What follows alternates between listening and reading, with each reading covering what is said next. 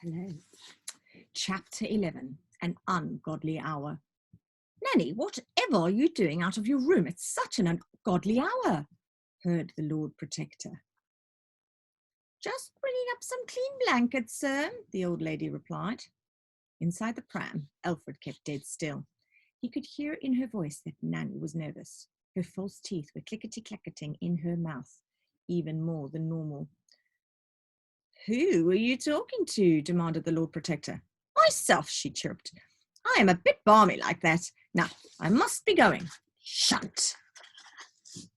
Shunt, shunt! Wait! Called out the man. Whatever have you got in that pram? Alfred didn't dare breathe. Fresh blankets, she replied. The Lord Protector caught up with her, then leaned down and sniffed. Sniff, sniff. They don't smell fresh, was his verdict. Well, Nanny hesitated for a moment, buying herself some time. They're fresher than the ones I'm changing them for. I find that rather hard to believe. Oh, yes, Lord Protector, sir. It's the prince. What's the prince? He, how can I put this nicely? He wet the bed. Inside the pram, the prince was seething. At his age? Asked the Lord Protector.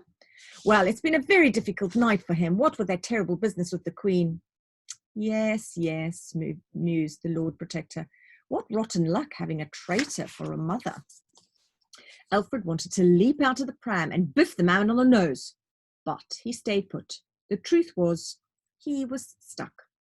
I've taken the precaution of putting the palace on total lockdown tonight, continued the Lord Protector. No one is allowed out of bed, not even the king himself. So, as soon as you've changed those blankets, I want you to go straight back to your quarters. Do you understand me? Yes, sir. Good. For his own safety, I locked the boy's bedroom door. Here is the key. When you've locked him back in for the night, bring it straight to me. Yes, sir. Now, run along, woman, he ordered. Very good, sir. Alfred listened as the Lord Protector's footsteps echoed down the stairs. That was close, hissed the boy from inside the pram. I know, whispered Nanny.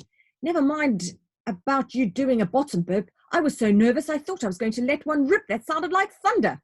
Too much information, Nanny. A honking hurricane. Again, Nanny, too much. A Trump tornado. I got it, Nanny. A bottom blizzard. Got it. Now let's get going. Oh, yes. With that, Nanny continued, heaving the pram up the staircase. Shunt, shunt, shunt, shunt. He could hear the old lady breathing heavily. Are you all right, Nanny? Asked Alfred, poking his head from under the blankets. Yes, just need to take a rest. The boy watched as her nose began to wrinkle. Are you okay? It's these rotten blankets. I think I'm going to achoo! Sneeze. She lifted her hands up to her face and let go of the pram. Nanny, cried the boy as the pram began bouncing down the staircase. Donk, donk, donk, donk, donk, donk, donk.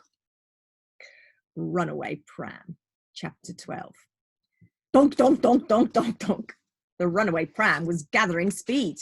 Donk, donk, donk, donk. No, cried Nanny from way up the stairs. Yes, cried Alfred from inside the pram, not sure what else to say. Nanny began running down the staircase after him, but the pram was going so much faster. Donk, donk, donk, donk. Alfred looked up from under the blanket.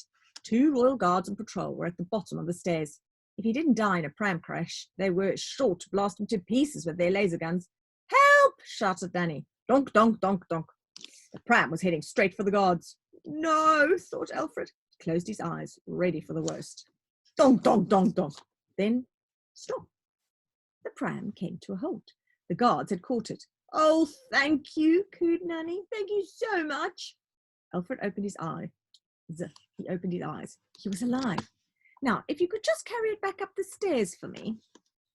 The prince thought the old lady might be pushing her luck, but to his surprise, he felt the pram being lifted and carried up the stairs. Oh, you are so strong, said Nanny admiringly. Finally, they reached the top of the staircase. Thank you kindly. You nearly killed me, hissed Alfred. Shush, shushed Nanny, pushing the pram along the corridor towards the prince's bedroom. With the key the Lord Protector had given her, she unlocked the door and wheeled the pram inside. As soon as Alfred heard the door being shut behind him, he pulled back the rancid blanket and climbed out of the pram. Right, young man, any time now, said Nanny. Oh, you're out already. That was naughty. Now, straight to bed. lucky to be alive. Yes, I'm sorry about that. Just had an attack of the achoo sneezes. The prince wiped a globule of Nanny's cold, wet snot from his face. Ugh. But thank you for covering for me with the Lord Protector. I know you could get into a lot of trouble. Anything for my little prince, she said, wobbling his cheek with her hand. Wobble, wobble, wobble. Now, please give me the key, demanded the boy. I beg your pardon, spluttered Nanny. The key the Lord Protector gave you. Then I can get out of my room later tonight to do some more detective work. You will do no such thing, Your Royal Highness. I command you to give it to me. Nanny was having none of it. And I command you to go to bed right now. Reluctantly, Alfred got in his four-post to bed. He sniffed himself. Phew, he explained. After hiding under those filthy blankets, he did not smell good. I'm very whiffy. And stop sniffing yourself, ordered Nanny, and go to sleep. With her fingertips, she tenderly stroked his hair. Good night, little one. I love you. I love you too, Nanny. Sleep tight. Alfred closed his eyes and listened as she tiptoed out of the room and locked the door behind her. Click. Sleep? The last thing Alfred wanted to do right now was sleep.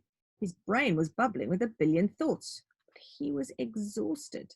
The sickly child had never been out of his bed for this long, and the events of the last few hours had left him feeling spent.